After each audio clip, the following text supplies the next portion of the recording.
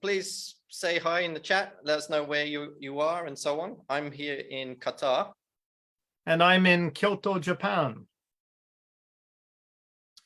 And today, we'll give you a quick overview of what we'll be talking about today. And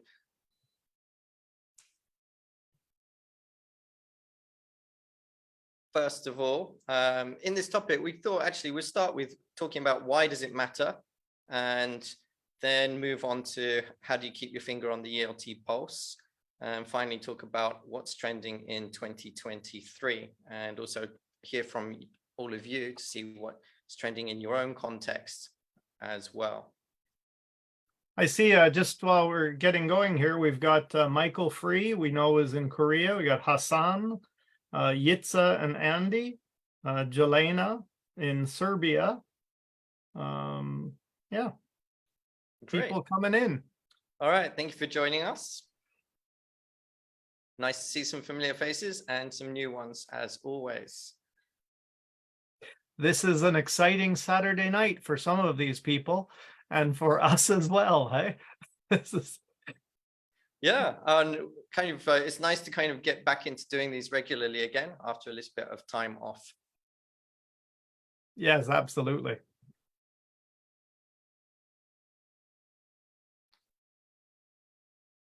Got Eric Kane in the audience, Pravita, Chiyuki.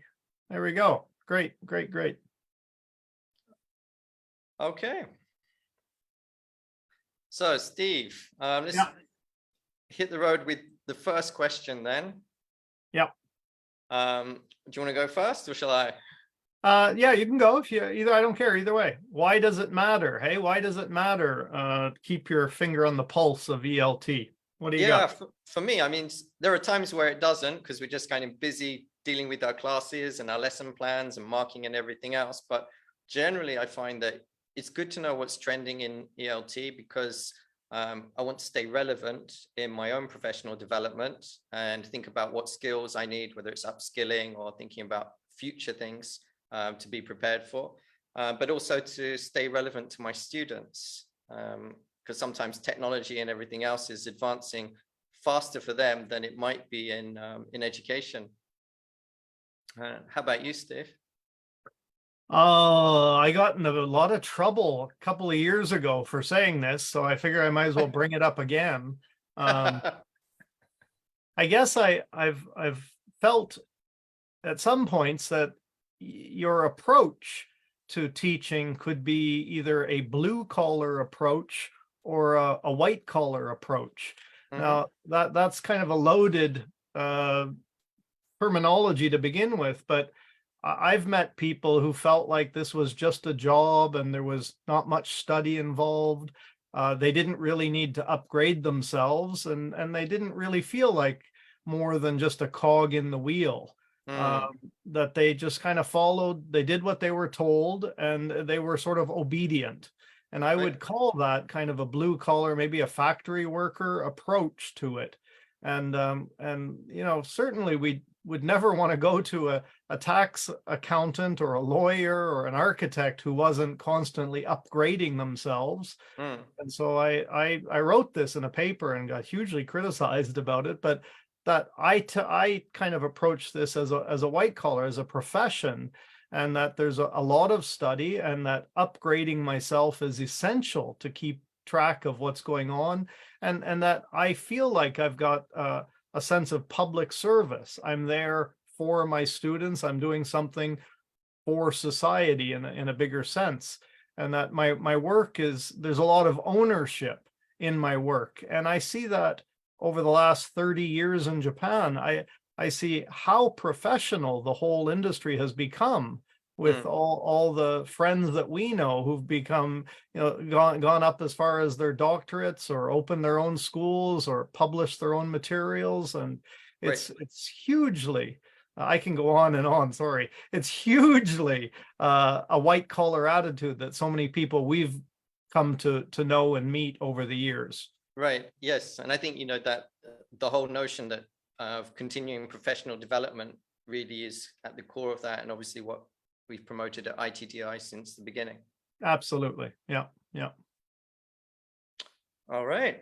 So I remember you wanted to give me a challenge to keep my teacher talking time down. Right after I just did a big long one myself, hey?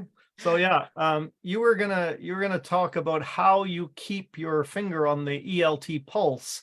And Right. I remember in our preparation that you had about 400 different items to add to that. So I'm challenging you to do it in 2 minutes. Right. And so Okay? I think my some of my students who either do speaking exams for IELTS or TOEFL or for their Cambridge proficiency first exams and so on, they'll appreciate this because they usually do 2-minute tasks and so on. So There you go. Yeah, 2 minutes, you'll hear it. I'll show it to you a little bit, but you'll hear it when it goes off. Okay, please finish your okay. thought, because I always love to hear what you think. So just take it away. Ready? You're gonna pull up a slide, or Okay. ready, go. All right, so I guess it gets to, what are our ELT resources and sources? As you can see here, there's kind of a lot of publishers, and I think I do hear a lot from their pages and kind of their news articles, blogs, and so on. And also TESOL, IATEFL, big organizations at an international level. Those professional organizations are always sharing good information and updates, and you can see kind of what are important topics for teachers as well. But not just at the international level, there's also kind of national level organizations like in Japan Association for Language Teachers, Malaysia, Malta, TESOL Arabia. Every country pretty much has one. And then it's kind of local groups and chapters too. So those are things that definitely I find worthwhile to keep an ear out for. Between these, there's also conferences that get put on, and conference themes sometimes give us a good idea of what's going on, as well as actual news sources. So EL Gazette from the UK, and also our friends over at EFL magazine. They come out regularly, monthly, or a couple of times a month with news and so on. And from all of these, we have different leaders in the field who have their own Twitter or blog that we might follow, and sometimes in specific areas of interest. And these days, of course, pretty much everything is on social media. But rather than just having top down, I think it's also good we get the opportunity to hear from teachers, whether it's in WhatsApp groups or Facebook communities where people are asking questions. You kind of get a sense of what's important in sometimes quite a local area as well. So that's kind of where I get an idea of what's going on. Wow. Phil Brown in under 2 minutes. Good job, buddy. Doesn't happen often. Not often. Right. So yeah, I'm very much interested to know as well what other people do and kind of what is relevant for you in your context. Where do you get your kind of news from, or how do you keep your finger on the ELT pulse as well? But how about you, Steve? Well, certainly, you and I both coming up through University of Birmingham, we have a lot of the same circle, same friends. I think I do less of all of these things now than I used to, and we'll get into that in another moment here. But I find that I have students who write dissertations, and I find that their topics are changing every year, and that gives me little hints about what's relevant in the world and in their lives, things they want to research. I'm a big Facebook user, at my age. Facebook is the main one. So certainly through social media, I keep an eye open. Also Twitter and Instagram and all of those. Right. I also have my own network. Being at this for a number of years, I have my own network of people I keep in touch with, both socially and professionally. And that's also interesting to see what new topics are relevant.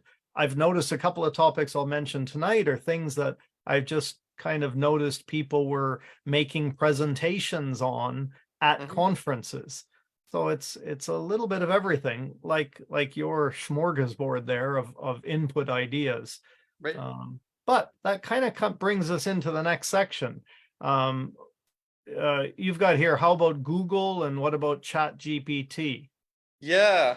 So, it does make sense if you want to know, you know, what's trending. And what kind of one of the reasons why we got into this topic too was, you know, like a lot of teachers through the pandemic, we were reacting to a lot of things or just dealing with the immediate needs of our students and the changing classroom, the changing teaching landscape between different versions of hybrid or online, offline, and etc. So I think a lot of teachers became very busy. It was kind of hard to get a sense of what was happening besides obviously the big explosion in ed tech. And then for me personally, I moved countries, and every time I move country, then it takes me a while to kind of get a sense of what's important in that country and what teachers' needs are and so forth. So yeah, Google search is always quite a good place to start as well, of course. And it's nice these days you get the kind of the other questions that people are asking, but it's not always as relevant. And some teachers are wondering, you know, what are your search terms? And is it besides ELT, you have TEFL, TESOL, TESOL, which most people are familiar with. There's also teaching English as another language, TEAL, and they sometimes throw up different things. So it's worth looking at the different results from those. But it's certainly a skill, isn't it? The search function is a skill that I notice with students doing research with me, that they're just not very good at it in English, and we have to spend a lot of time kind of developing those skills, and you get much better results the better you are at doing research. Yeah, for sure. And remember when we were, you know, even when we've been teaching a while, but we started off with our masters, and you've been teaching a good decade or so, and you know, we were still, okay, so what's the difference between TEFL, TESOL, teaching English as a foreign language, teaching as a second language? Why is there teaching English to speakers of other language, and so on? So yeah, sometimes we see these in acronyms, but we don't always fully appreciate what they mean and so on. But for our purposes today, they're all relevant. I did ask ChatGPT just out of curiosity, and I think the first point that ChatGPT threw up was that yes, it's not real-time access, so data is up to 2021. But even so, it came out with 5 trends, which are still relevant and talked about today. So I'll just kind of share those. And these are trends that I think we see have been ongoing and still relevant and still happening now. Okay, so we'll get into these in a little bit. So just for interest and a bit of fun, I wanted to just take a moment, if this is a good time for it, to talk about how we found this topic tonight. Are we at a good spot for that? Yeah, so I kind of shared from my side, but how about you, Steve? Well, it's just the idea that you and I were talking about this upcoming Facebook Live, going, what's a good topic? And we both kind of, you know, long silence and not really knowing. And I said, I think I kind of don't have my finger on the pulse these days. Right. And yes. that kind of came out of you know, COVID, and just being kind of hibernating for the last few years. And then my school just went back face to face for the last term that we were in, you know, in the fall term. But I feel like my finger's not really on the pulse these days the way it used to be. And so I think through this past couple of weeks of preparation, we've really helped ourselves get back there, you know, by researching what's going on. And so I hope, when I've talked to other teachers this past week, I heard it over and over again is, yeah, me too. I don't really know, you know, I don't feel like my finger's on the pulse either. So probably that's why some people have joined us tonight, having a similar feeling. And I guess the purpose of what we're doing tonight is not to embarrass or check or count, but just to share what we've learned and to find out what other people are thinking as well. Hey? Yes. And also, I think, you know, in each context, wherever you are, and also what age group you're teaching, things that are going to be trending and relevant in your own context may vary as well. So hopefully it's useful to see, you know, if I'm in kind of looking at my own profession, thinking, yes, what am I aware of that's trending? And also what other things might there be that I should be thinking about? Michael Free has a really great comment here. I've wondered if the pulse itself has slowed down. And that's very true, I think. I've had students, I have, for example, my third year university students were basically online for the first 2.5 years. So they don't have any idea what university life is really like. And I found myself, trying to nudge them recently and kind of shake them up a little bit and say, just getting yourself to school is not enough. There's so much more waiting for you. I know it's a transition period, but let's get back to where we were before the coronavirus and enjoy a busy, exciting, fulfilling university experience. So Yes. I think I'm trying to paint pictures to them sometimes of how, exciting it can be. Right. Yeah. So, All right. shall we get into it? Yeah, just before we get into it, I thought we'd give everyone a chance to, type in the chat, share anything that they have is trending in their own context, and maybe share what your context is so people can get an idea, what age group you're teaching or where you're teaching, and can have a kind of see if any of those topics show up in the next 12 that we're going to take a look at.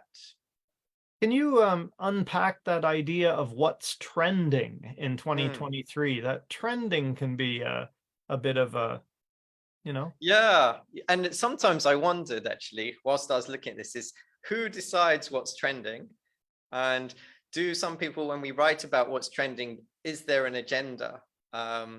So for example, some people want to, maybe if it's commercial company and they're promoting ed tech, then obviously there's an interest to talk about what's trending in ed tech and make that seem bigger than it might be. But overall, I think also it's ultimately driven by student needs as one thing, as well as teacher needs. And then also thinking about, what planning for the future. And I think that's become actually one of the trends that we see, like having real life outcomes, and some of the things that are trending point towards that. Why am I learning English, or why is English important to me? And also, like students in your situation, what are they going to do with it in the future? Do you want to hear any of these yet? A few have come up and we might get more. Share them. Yeah. So Chiyuki is right on the ball here with the CBL, the contents-based learning. And also she's brought up the SDGs, and certainly both are actually trending at my university right now as well, both those topics. And Chiyuki's in Japan as well? Yeah, Chiyuki's in Japan, yeah. And in the university context, right? So Chiyuki writes for uni. Michael has mentioned that the COTESOL conference 2023 is coming up in Korea, and that's interesting that it used to be a different time of year, but they've changed it. I don't know if this is the first year they've changed it or not. Michael, let us know. But yeah.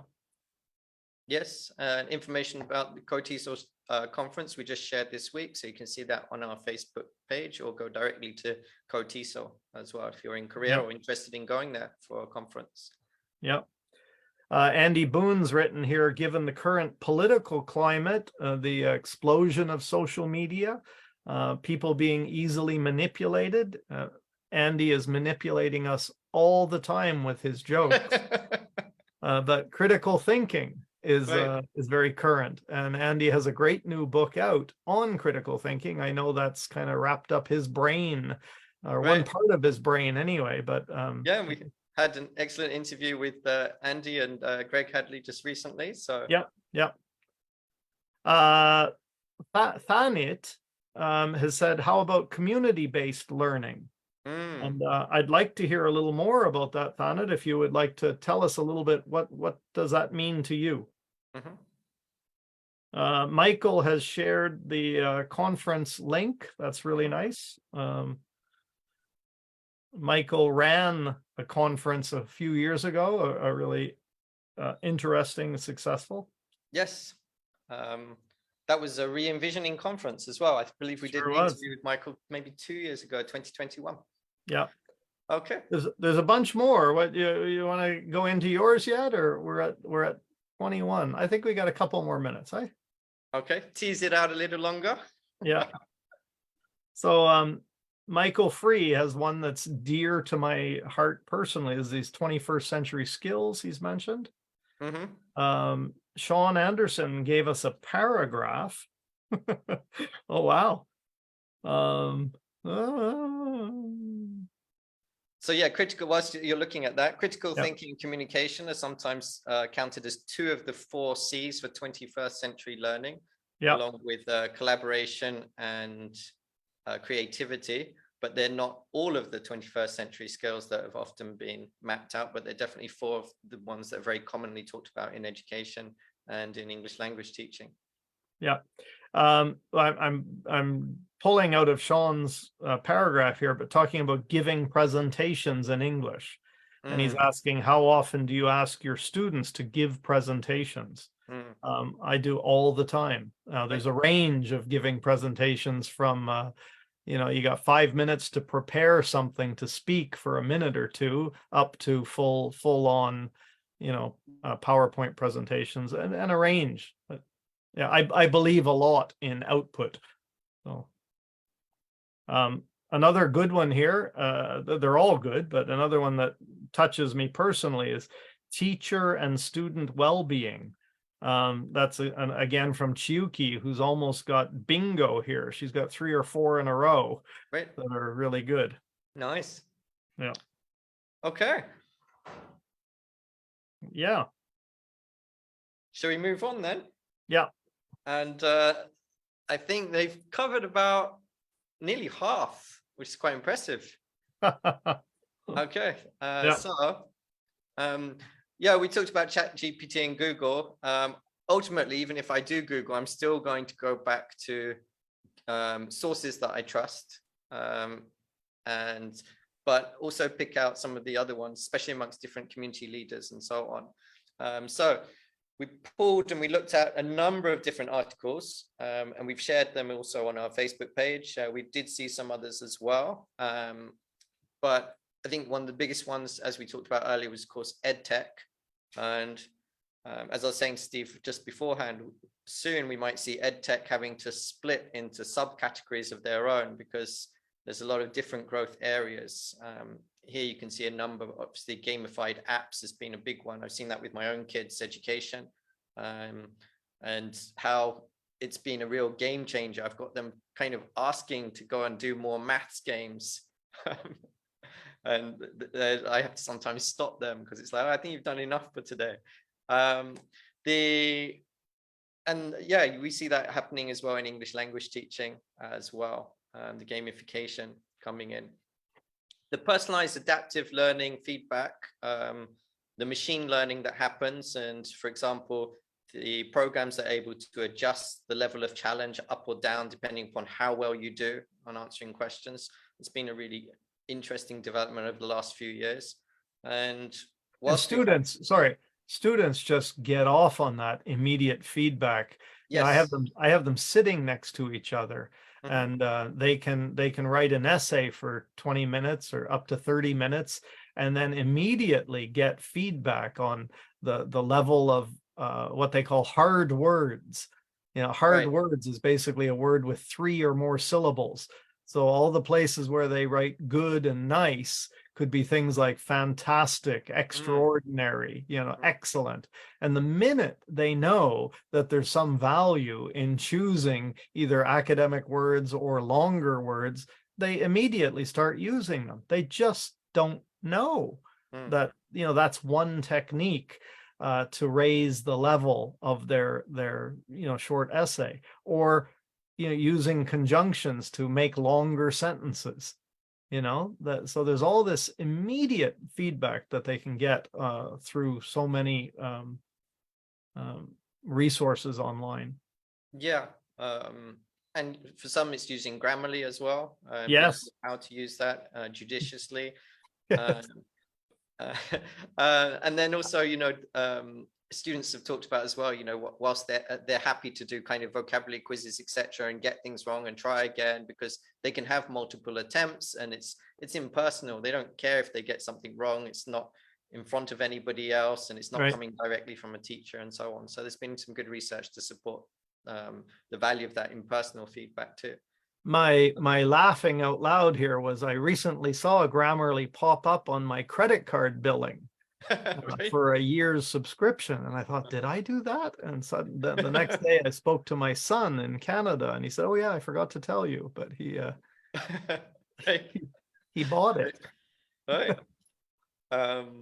So And he virtual swears, sorry, he swears by it. It's Right. really, really good. So Yeah, it's I use it as well, and most of the copywriters and editors that I know too use it to check various things and so on. yeah. Virtual reality, augmented reality. This has kind of come up in a couple of areas. You know, I think the cost of things has come down over the years, and it's interesting to see outside of education too. There's a lot of investment into VR and AR for coming up with different solutions, teams working on modeling and so on. So I think this would be part of the reality for a lot of students' futures as well. So yeah. we see that growing in education.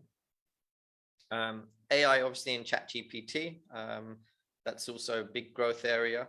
But what I found interesting was kind of some of the people talking about we're having tech-supported solutions, but basically not necessarily replacing teachers, but teachers still needing to maybe change their skill sets, work with technology and so on. This is all about, obviously goes back to staying relevant. Yeah. I was, I guess, I don't know what the right word is, scared, startled when this first came out, and everybody wrote, this is the end of the high school English essay. This is the end of entrance tests. This is the end of the world. Oh, with ChatGPT. Yeah. Yes. And the Right. whole artificial intelligence. This is the end of English teachers, and it was a very strong reaction, and I think time will still tell. Yes, and policies are still being made. I see that, for example, some of the publishers have come up and talked about what they will accept in terms of whether it's being written by ChatGPT or the AI or being assisted by it and so on. Yeah. So obviously something we still keep an eye on and good to keep. Okay. Yeah. Moving on, yes. That was just number one, hey? Yeah. These ones kind of we'll get into, we can overlap a bit more. But I think most people have kind of been aware of the growing trend of English as a lingua franca. And we also see that here where I am now in the Middle East, both in Qatar and Saudi Arabia. English is pretty much the language of business everywhere outside the classroom and so forth. Is that for you? Is that the easiest way to explain lingua franca, if that's new to anybody out there? Yeah, where it's the common language in use, right? Yeah. Obviously in the Middle East, Arabic is the other lingua franca, but still I think English is actually dominant where I am in Qatar. Yeah. And along with that, we see an increased recognition of multilingualism, the value of the first language, and the importance of that as well, relating to identity. And then translanguaging, where basically people are using whatever language and switching between languages to achieve whatever communicative goals they need to. And so I think that's quite an interesting shift that's been taking place. Especially in Japan. I mean, not to spend too much time, but there was there used to be a absolutely zero tolerance for the mother tongue. Right. Yes. 100% English policies at language schools, and even in schools and universities, and even the government saying teachers shall not utter any Japanese in an English class. So I just had one of my most successful classes in the last number of years. I got the feedback from the students, and it was completely translanguaging in that I had students speaking in English and Japanese. I had some students who just came back from study abroad speaking English and their partners answering them in Japanese. And I just said it was okay because they were not study abroad students. This course was mainly for students who came back, but because of the lack of study abroad, I have a whole bunch of students in the class, some of who are not even English majors. Right. But yet they got so much out of the class by feeling it was okay to share opinions and to report on what they read or wrote in English. So it felt like a beautiful translanguaging case study. Yeah. Interesting. Yeah. Yeah, I think kind of part of that as well actually ties into number 5 with intercultural awareness, and especially where you have contexts of people coming together from different parts of the world, either to work or study, and developing that intercultural awareness, understanding, and competence. I could have actually put intercultural competence here. And that being recognized as more and more important. And along with the changing shift of attitudes, I hope to see the continued closing of the divide between the native, non-native speaker, both in terms of people who use language and also teachers and job opportunities in our profession and so forth. And you do see that challenged more and more, whether it's conference speakers at big conferences, as well as kind of different movements as well to improve the understanding of what makes a good teacher and what makes people valuable. I had it happened about a year or so ago. I was in a meeting, and there was a bit of a debate going on about whether a native teacher or a Japanese teacher should be teaching a specific course. And the whole room looked over at me, being one foreigner in the room, and said, "What do you think, Stephen?" And I didn't know what I thought. I hadn't prepared an answer, but I just looked at the woman who asked me, and I said, "I want a good teacher.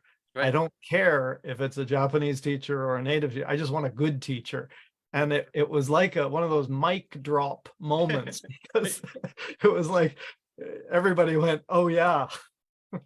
Yeah, and I remember that because I've worked in contexts in Japan, like yourself, and where it was, for example, the listening and the reading classes were all taught by Japanese teachers of English, and the speaking and the writing were taught by native English speaking teachers primarily.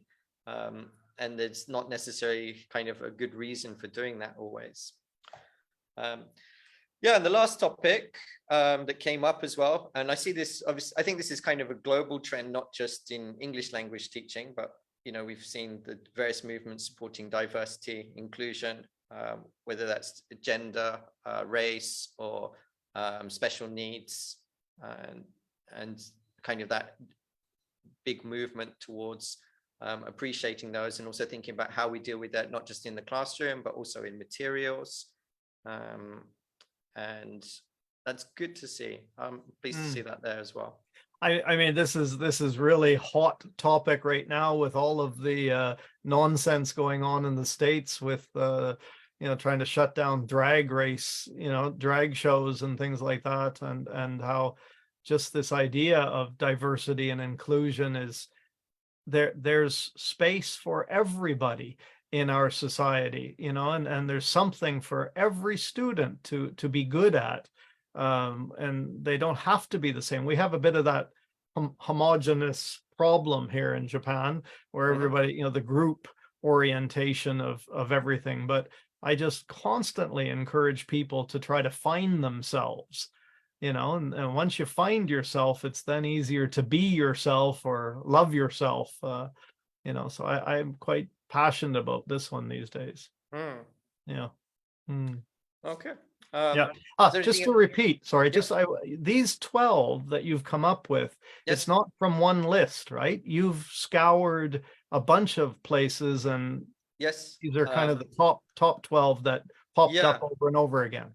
And so some of them overlap from different articles. Some of them came from the 3-4 recent articles that we shared on the page, on our Facebook page. One was from Cambridge. Another one was an older one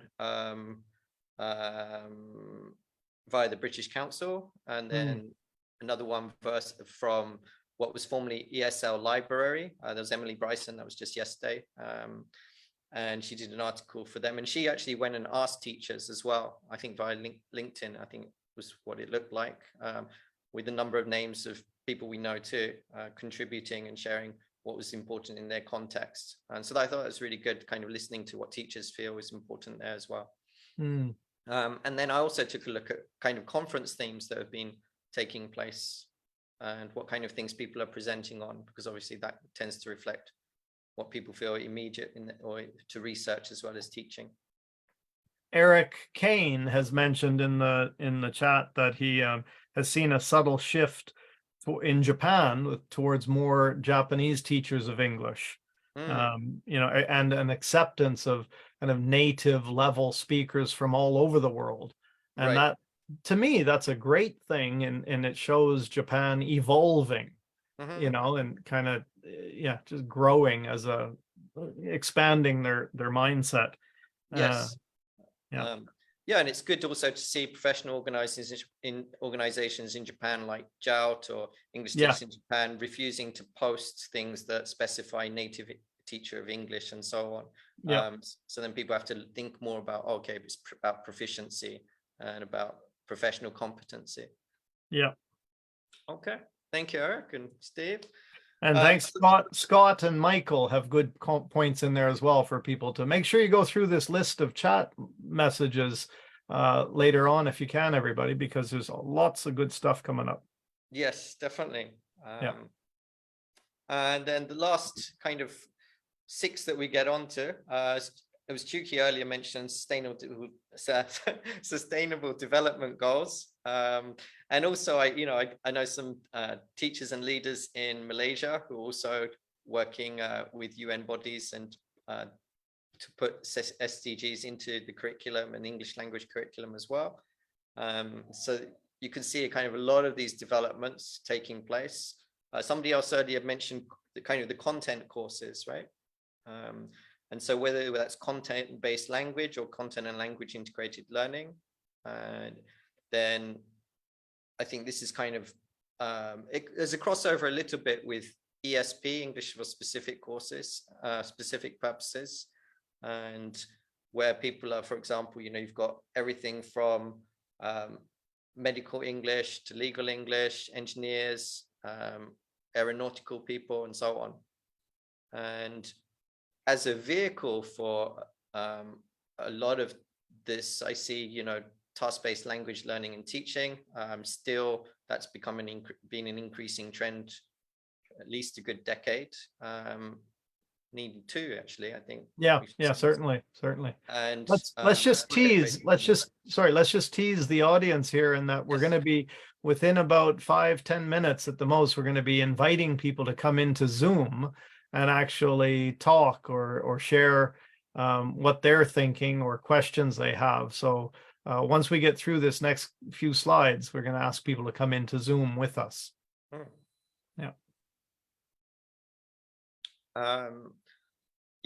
So with the project-based learning, it kind of overlaps too because of the skills needed, and that goes back to the 21st century skills that was mentioned earlier. And those skills that are necessary for students to develop in order to make project-based learning successful, supported by TBLT as well, for example. But that's all come with the the communicative approach over the years. And then the last one, I think, is the most recent trend, the mental health and well-being, which got a spotlight during the pandemic, but also with 21st century skills. We noted, for example, the emphasis on also developing social emotional learning. And you have a book, don't you? I do. Look, I got this right here. It's the Bible. I have a grad student who's doing her graduation or master's research on this idea of social emotional learning in an after school sports club kind of scenario, and seeing what can we learn from that to bring to the English classroom, and both ways, what can we learn from but this whole SEL, social emotional learning, is very hot these days, for a very good reason, I think. And certainly the mental health and well-being, the mindfulness has also been something that's come out of coronavirus, and people just, wanting more quality of life, and, Yes. living in the moment and stuff. So that affects teaching and learning as well. Right. And not and trying to deal with burnout for their students or for themselves. Yep. So I'm curious too, now that we've shared these, then, for the people here or for the people watching the recording, then which of these do they feel kind of either trending in their context or most important to them, or things that they might be interested in trying to learn more about? Yeah, absolutely. So please do share in the chat or come in and join us and have a talk about them live here with us. That would be great. Yeah. Do you, we got a few more slides before we bring people in, hey? Yeah, so do you want to dump the link now, or do you want to wait a bit? So what I suggest is that if you can share the link into the chat to let people come into the room. If you come into the Zoom room, you can either chat. If you put your camera on, you appear in the Facebook Live. If you leave your camera off, you won't be on the recording. So as you wish, or you can stay with us in Facebook, and you can just chat in the comment there as well. And just while people are coming into the room, then we'll share some of the other things that are happening with ITDI in 2023. So some of these trends have actually been touched upon and written about in the latest book project that Steve and I have been involved in with Dr. Theron Muller and Dr. John Adamson. And this is actually our third book that we've worked on together over the past decade. And we are looking to look at what is re-envisioning EFL education in Asia, and how teachers are re-envisioning their own classrooms and teaching practices. And we hope that this will be out this year.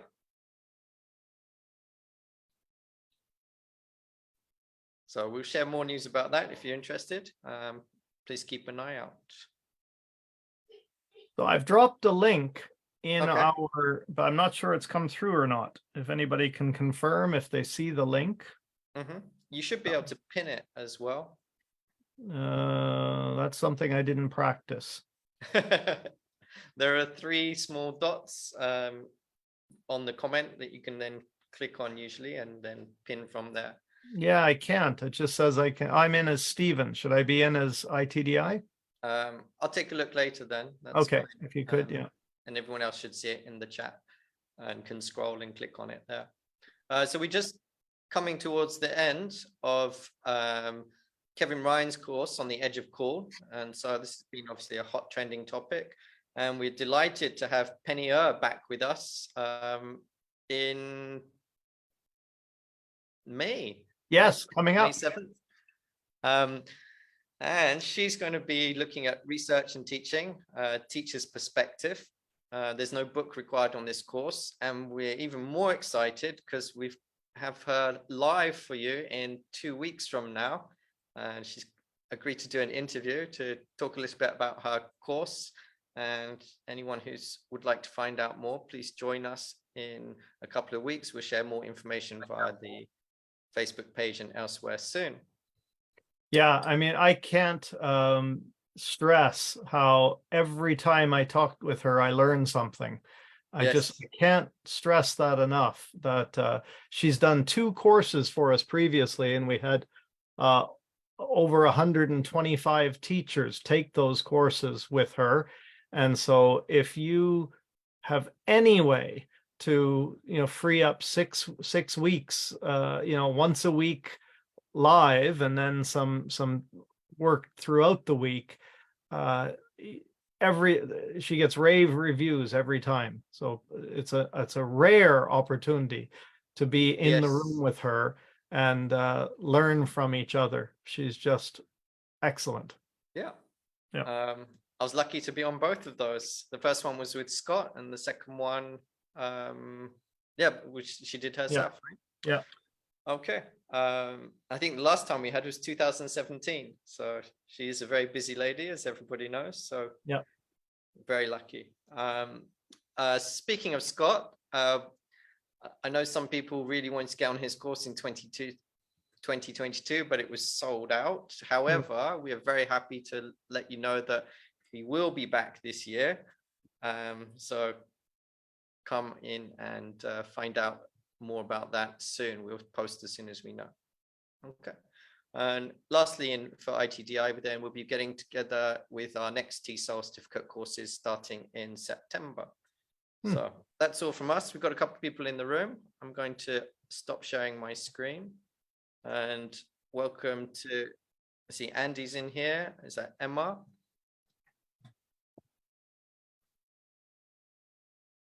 Amy and the cat.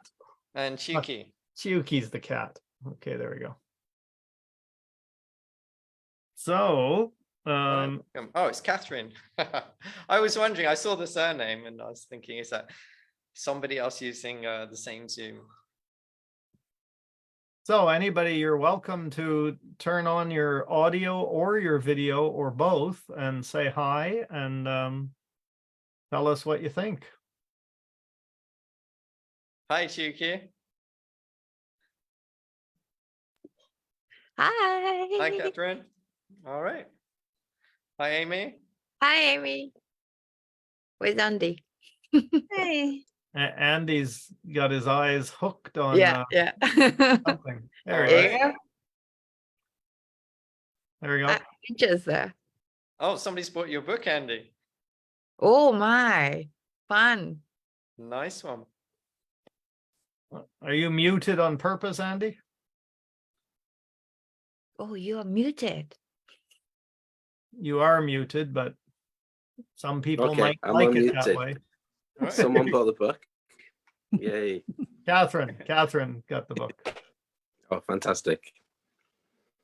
Yeah, so what's trending for you guys? Teacher well-being, student well-being, Right, yes. SDGs everywhere. Yeah, SDGs. Right? It's like, okay, another ones. So Chuki, Catherine, and Andy, I know you're all in Japan, and Eric as well. How about you, Amy? I'm in Japan. Right, okay. And yeah, so is it a big thing that's happening kind of across the whole country in Japan at a policy level, do you think? Or is it just institutionally people are seeing the importance of incorporating SDGs? So I'm a preschool teacher. I teach at an English immersion preschool. And what I see around my city is everybody, I think 2021, I think Japan, I don't know, my city was like SDGs and everyone has, it's all over the city. It's in the city newspaper, it's on posters, it's on banks, and my boss was like, SDGs. And I'm like, do you know what SDGs are? Right. So I think the word is really popular, but I don't know if all the schools are really taking the time to really research what SDGs are and teach them. When my boss presented me the pin, there's this little pin that you can get. I've seen people on the train wear it. And I said, if I'm wearing this pin, I have to research and teach it to my kids. I can't just say SDGs, you know? Right. Because I feel like that's going on right now. You just say SDGs and nobody's not really teaching it. I don't know. That's what I feel in a preschool level. Maybe it's different in universities. University is like a content-based learning everywhere, and SDGs. Please include this one. Right. I think it's related to funding as well. If you can tie your syllabus to SDGs, you get more funding. So all of our syllabuses or syllabi, we have to tie to SDGs now, which is quite difficult because they're not all related to language learning, you know? Right. Yeah, especially lower level students, little Right. bit, difficult to, well, if it's only in English classes. So translanguaging is kind of cool, or code switching sometimes over the Right. time. And it allows them to participate more easily, right? And feel Yeah. that they have an opinion that can be valued and can be Yeah. expressed. Yes. We haven't seen Michael in a while, and it's nice to see Eric. I'd love to hear what's trending in your locations. How about Michael and then Eric? Geez, what's going on? Yeah, I wasn't being my normal jocular self when I said I wonder if the pulse of ELT has actually slowed down, because I feel like we've all been in hibernation, or at least a Right. lot of us. Yeah, and we did very much too. And I feel like, you mentioned the conference that I was the chair of, which was a couple of years ago, which I don't even remember. Yeah. But that was suddenly we were online 100%, and we had to kind of try to figure out how to do that. Yeah. And now, like, oh, we don't have to be online. We can be in person, but actually we are going to stay online partially because we don't want to be flying people around the world, which ties in with SDGs. And it's just easier for people. It's cheaper for us. So we're doing a hybrid type thing. So that's helping. At least my pulse rate is getting up a little bit. Otherwise, I mean, the thing that keeps me in touch with the pulse, insofar as I'm in touch with anything these days, is, well, ITDI, where I think I might be famous for being the worst student ever of ITDIs. I take courses purely for interest, and then I don't finish my work. Poor Dorothy and Barb have to put up with me. It's horrible. You've actually you've been put on the no-fly list, the ITDI no-fly list.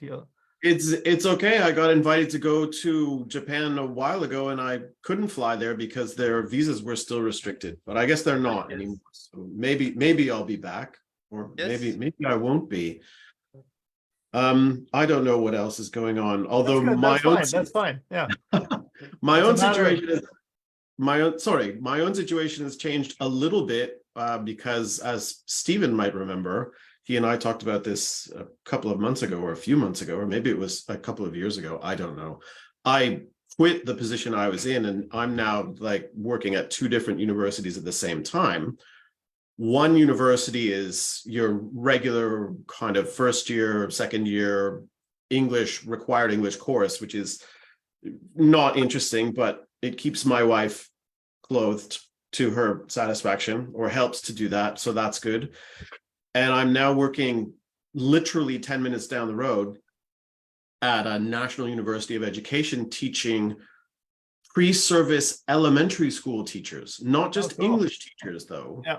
Cool. Of all different subjects.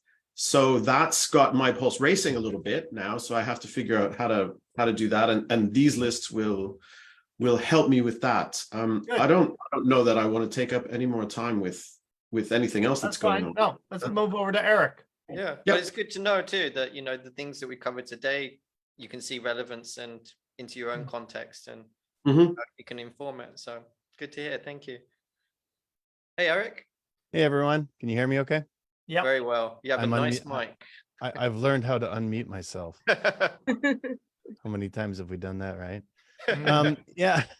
My pulse is, in a small community in Shiga, right? So, we went through the COVID thing with everybody else and did a bunch of stuff, techie stuff. And I found myself getting a little, back into the classroom again full time. And so that's been good. We switched around our school. We ran a completely different type of system with longer classes and kind of rotating blended learning, flipped learning style classroom in an Kaiwa. So that's been an adventure. And yeah, so I'm kind of getting back on the horse again. And but I think being online has helped me stay, keep my finger on the pulse, if that makes any sense. Yes. Instead of being insulated, in a small place in Shiga, you reach out, and a lot of people reach out to you, and so it's been good overall. Yeah, but you've really, I haven't talked with you in a while, but I've followed everything you've posted, and you've really taken some great leadership in your everything you learned through that online experience and upped your tech game phenomenally to the, to the benefit of teachers all over Japan. I mean, that's been, Well, that's why I have this fancy mic, right? that's why you have the fancy mic.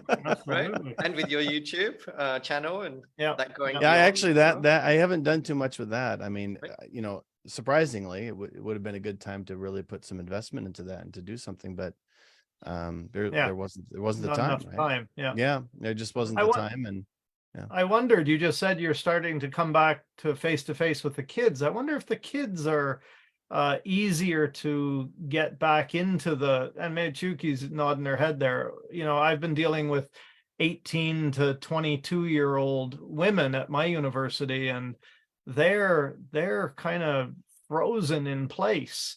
They say in Japanese, yo yu ga nai. Nay, I've got Yeah. no extra space to do anything beyond dragging myself to school. But are kids quicker to react or to bounce? Yeah, I mean, youngest kids especially. Yeah. Absolutely.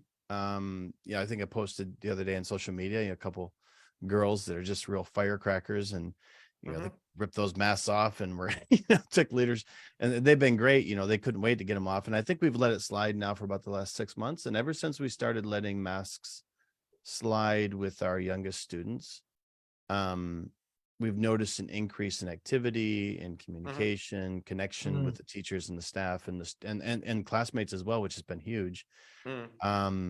As we slide up that scale, I've noticed more and more students being reluctant to take off masks. I heard that about Japan too. Yeah, I mean, I had a junior high school student the other day who really struggled with taking off a mask for a photo. Right. And so I think the younger kids are they're kids. They don't have a lot of the filters that and they didn't maybe quite understand things as much. Right. They were young, so they just did it, but they could take it off now. That's great. But older kids are maybe struggling more. So, yesterday I went to Starbucks with a student who just graduated from high school. I taught her in junior high school for a couple of years, and she's going off to Doshisha in Kyoto. And she wasn't wearing a mask, and I said, how long has it been since you've not worn a mask? And she almost cried. She's like, my whole high school career. She had a mask on the whole time. She couldn't go on her class trips. She couldn't go abroad. She couldn't, all these dreams that she had when she started as a first-year student in high school were dashed, right? Yeah. So I think that some of the students, maybe Stephen, you're talking about, who are coming in as, early university students or even second or third years, probably a lot had an ideal of what university was supposed to be like. It didn't pan out, and so Yoyu Ganai makes a lot of sense. Like, they don't have much space because they don't know, like, okay, is it really okay for me to be fine with this? Yeah, and I'm not absolutely agree with that tone you're saying, that I'm not scolding anybody for it. No, it's just, which is absolutely saying there's so much more that it could be. Let's all push ourselves, myself included, to kind of up the energy and absolutely take a chance, take a risk, be a little more active, because we've all been so passive from this. It's been a big struggle. So as far as like getting back to the topic of tonight, as far as like the pulse, I think I've kept up with a lot of the tech stuff. I've been following the AI developments quite a bit. Pretty reluctant to use it for publishing at this point. Just personal thing, but yeah, there's so many doors that are open now that weren't 3 years ago, I think, for teachers. And that's exciting in a lot of ways. You can reach more people and have, I think, Stephen, you were saying in the beginning, just, one of the reasons we do this is, to make society better in some way, right? And that opportunity gets a little bit broader with technology, or with different avenues we have for participating or delivering, like we are now. I mean, we're all in different countries, many of us, and so cool. Catherine's kind of between the Eric's young learners and my university students, and you're doing both university and high school. Are you also doing junior high school? Or I only- also do junior high. Yeah. Oh, I actually oh. wanted to kind of piggyback on something that Chiyuki had mentioned. Go. So my oldest daughter is a university student, and the school year will start in April here in Japan, and she's part of a themed dorm unit. It's wellness, the well-being, and it was actually so popular that this is like 12 rooms in a unit, but they're going to have several units of well-being themed No, that's wonderful. housing, because it was such a popular topic. So yeah, I've been very, as I was showing, I bought Andy's great book, and I've been very thinking critically, and I think the book was maybe not intended for the junior high level, but I've been very inspired to use some of these activities and create some things for my junior high students to encourage critical thinking with them. And yeah, I started doing some in February, March, and they were very successful. So wonderful. I plan to go on, and yeah, I think I've committed myself to giving a presentation about it in July. So Hey. yeah, so that's what's going on here. And where will you be presenting? I live in northern Japan, and so there's a northern Japan kind of mini conference that I'll be presenting. Great. Yeah, I had to put it out there then, so now I have to do it. Yes.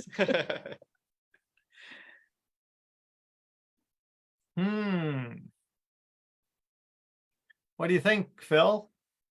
Yeah, I can't believe the hour has flown by already. Well, you and I get yapping, and the time goes pretty quickly. Sorry, we went a little longer tonight than we normally do, but it was so much to talk about. Okay.